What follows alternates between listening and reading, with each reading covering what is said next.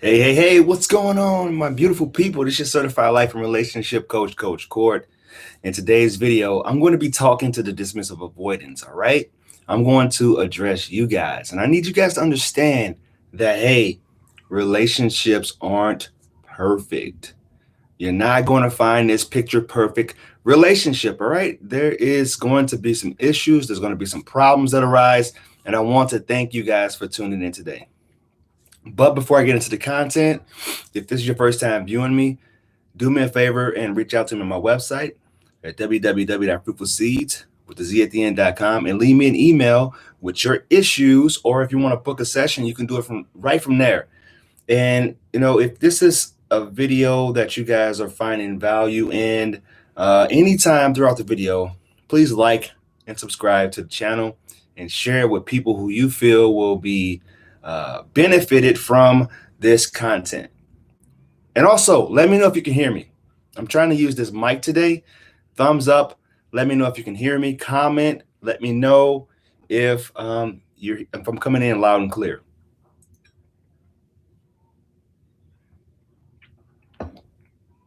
I'm not going to continue until somebody says, hey, I can hear you. You're not talking to yourself. Unfortunately, because I don't want to. Lanice, come on, Lanice, we have to catch up. Seriously, I'm writing this down in my notes right now. All right, Lanice, we need to catch up.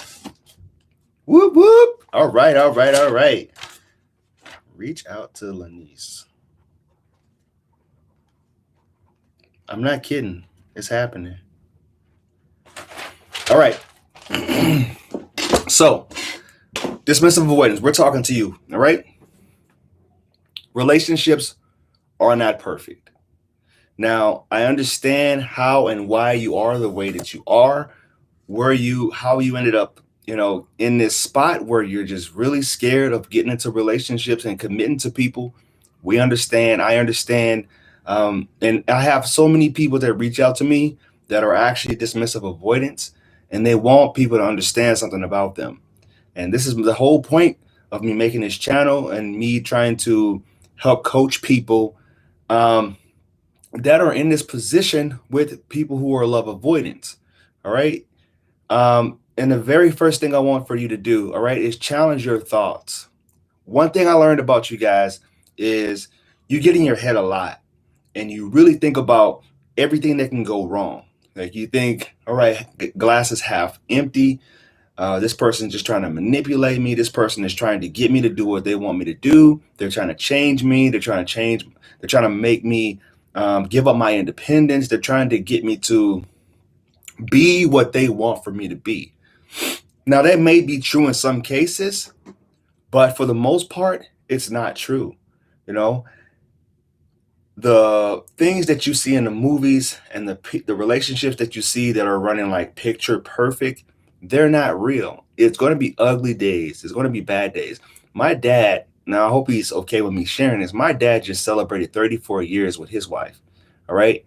I feel I can't even go to him and ask him relationship advice because he just don't understand. He pretty much hit the relationship jackpot when he got with her. And if I go to him and ask him about dating, about what is it, online dating, dating apps, how to pick up people in a bar, how to pick up people in a club, and even in church, wherever, I can't go to him and ask him those things. So shout out to him for having this relationship be as flourishing as it is. But I can guarantee you that the whole ride wasn't perfect. I already know. It's just not possible. So what you need to do, avoidance, whenever you feel like you're about to do something or you're about to critique a person for some things that aren't perfect about them, look at yourself, reflect within, ask yourself, all right, they have this issue with themselves. I want you to put a positive along with that, all right? Because we all have negatives. Ask yourself, all right, so they may be a little bit they may be a little clingy, all right? So we're going to write that down as a negative. Write down a positive. They may be clingy, but man, they know how to date and they know how to meet my needs. All right. So that's what you want. That's what I want you to do. The first thing I want you to do. And I also want you to challenge yourself in being transparent with them. When you're about to deactivate and when you have an issue, please bring it up. I know you guys are non-confrontational. I know you like to, not um, cause any rifts, but the end result is you'll just end up completely coming up with this list of all the things that you don't like about them, and then you'll just leave. You'll break up with them, you'll deactivate, you'll go cold, you won't message them anymore. But it's important for you to pause before you, because it's all about being mindful and being intentional about everything that you do. Pause and ask yourself, is this real? Is this something that is a deal breaker? Because many things that we feel are deal breakers, they really aren't. You just have to learn the skills in order to make it work or how to deal with it, especially if you feel that person is worth it. Now, I know many people that are love avoidance, they do feel like some of their spouses are worth it, or some of the people that they're dating is worth it. You just don't know how to uh, push past it and push through it. So pause, ask yourself, all right, is this something that I feel that I can't deal with? Now, there are things, cheating, them talking to other people. If you feel you you don't want to have a person that's going to be playing the field and talking to a bunch of other people, uh, come up, address them and ask them, what is this? Are we going to be exclusive? But before you think, yeah, this person is just playing me, ask them, be transparent. I just posted a quote today that talks about facing your fears. You have to face your fears. They usually deactivate in blind time. Okay, I'm gonna get to this. And I'm gonna go ahead and get down to the third thing that I had written down here. And set boundaries. This is going to roll into that. You want to set boundaries before you deactivate from them, before you leave them and have them high and dry. Like, what just happened? Set that boundary, all right, and be okay with setting that boundary. Because I know that. Here's the thing. From what I know about you guys, if you're a love avoidant, I feel like at some point I was a love avoidant too. You get in your head. You think about all the things that could potentially be happening. You really ruminate on a lot of different issues, a lot of negative thoughts. And before you do that, before you entertain that, I think of negative thoughts as like if you're walking down the main strip in New York and you see this dark alley. If you had like a kid, right? So I have a couple kids. I celebrated one of my kids' birthdays actually, and it was really fun. But thinking of even my youngest kid, if you're going down New York, you're walking with your kid, and there's this dark alley, and we call it a if you think of it as like a negative thought, you wouldn't let your kid just go wandering down that dark alley, right? And that's the same thing with your thoughts. You have to monitor your thoughts and not let them go, whoop, nope, we're not going down that alley. It's not happening. Come on back to the main strip here because this is where it's safe. Ask yourself, is this thought real? Is this thought something that is going to be a deal breaker later on down the line?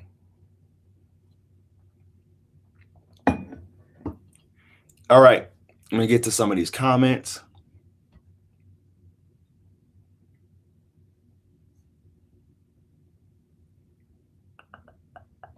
Do DAs disguise or justify fear of being in a relationship as I don't want a relationship? That's a possibility. There are some that do that, but here's the thing.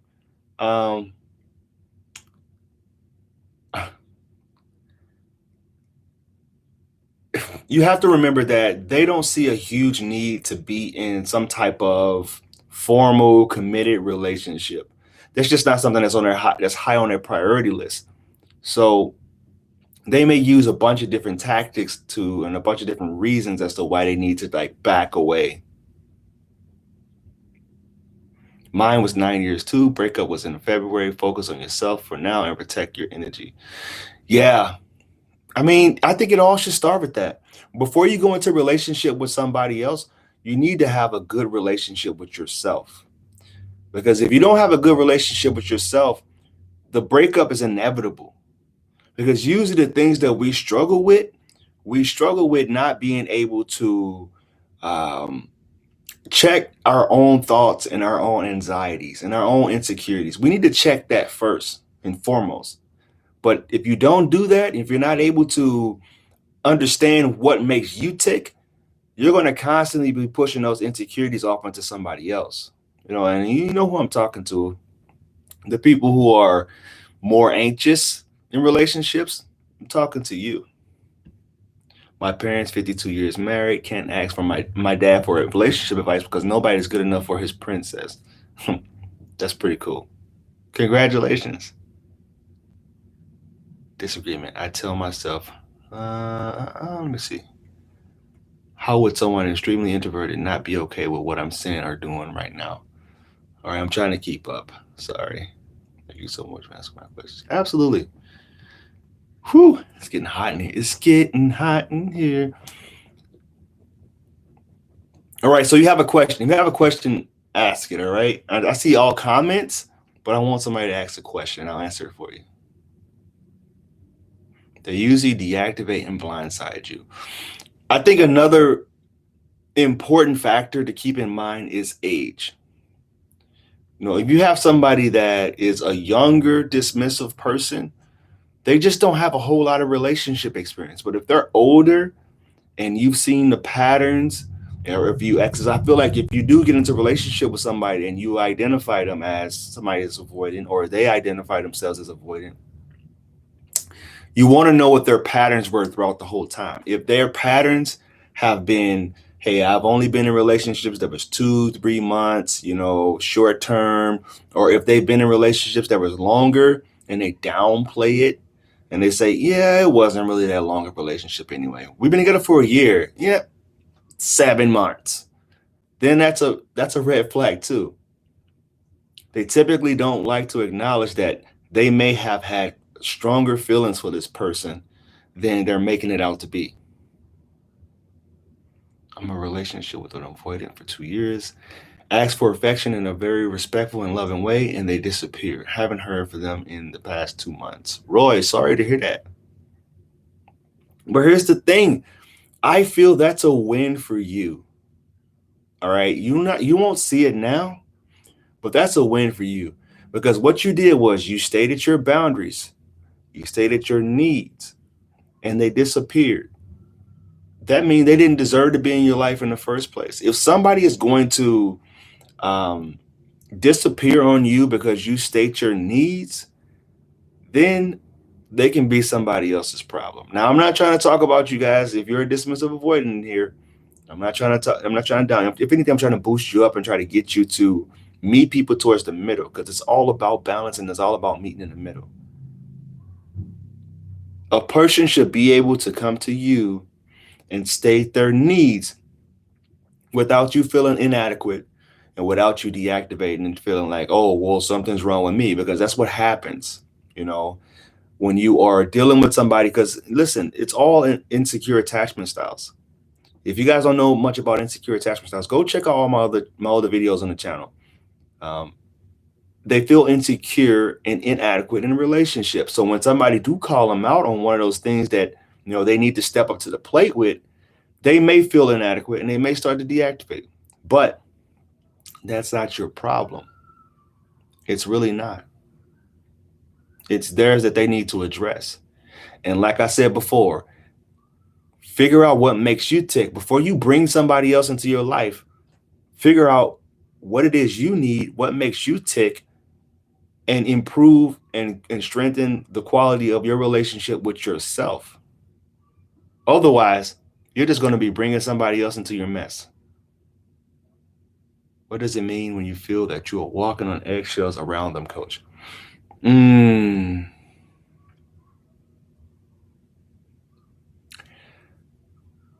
what I've learned, people who have insecure attachment styles, they actually are very insecure, which means anything that is critical, anything that makes them reflect on the deficiencies that they have, sorry, in their relationships, they're going to struggle with hearing that. But once again, That's not your issue. I know people want to get back with the person that they were with, because avoidance, when they're able to show you who they are, show you what makes them tick, show you how they got to where they're at, you end up with a sweet spot for them, a soft spot for them. And it's like, you don't want to abandon them because you don't want to re-traumatize them. But at the same time, the longer you stay, you're going to be traumatizing yourself. So unless they're willing to do the work and show up in a manner that's going to be beneficial for both of you, and they do. In the beginning of the relationships, first 3 months, 6 months, I've even heard them go up to a year. They do show up. And then one day they just something happens that I like to think of it as like a water faucet. They'll turn it on a little bit, and you'll get these little drips toward the end. But at the beginning, it was fully open. And something happens, one, I don't know, critique or something that they didn't like, and something that they've ruminated over about in last interaction with each other, and they just turn the spout down, and you get these little drips again. Walking on eggshells do suck. Yeah, everybody, because life is all about relationships in general. It's all about communication.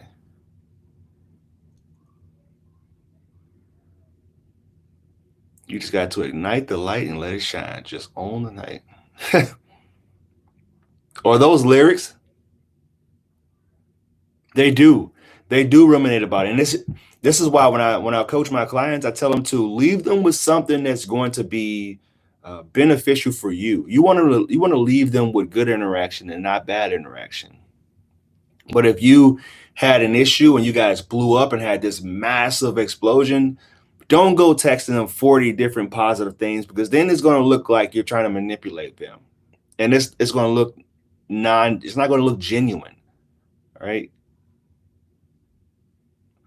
Coach, do DA also do gaslighting, or can be covert narcissists? A lot of people ask me their questions. I do feel that there can be, in all attachment styles, there can be an overlap with somebody who has, because that's character, have narcissistic tendencies. You could be okay, if you guys answer this question, because I try not to touch too much on narcissism. I'm gonna ask you guys a question. Leave this in the comment section below. Do you feel a narcissist can also be somebody that's a love avoidant? Do you think a narcissist can also be somebody that's an anxious attacher? Because there are anxious attachers or narcissists that can be like anxious attachers, have to always have someone in their life and have all these different sources of people that's going to be boosting up and making them feel adequate.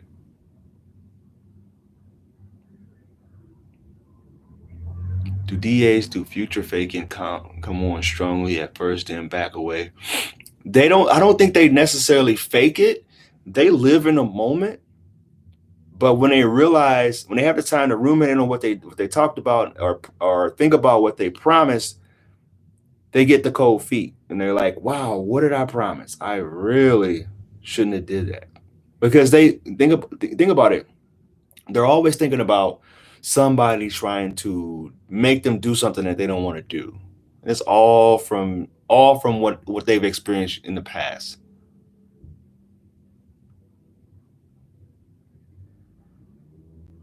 They had to be so self-reliant and so self-sufficient.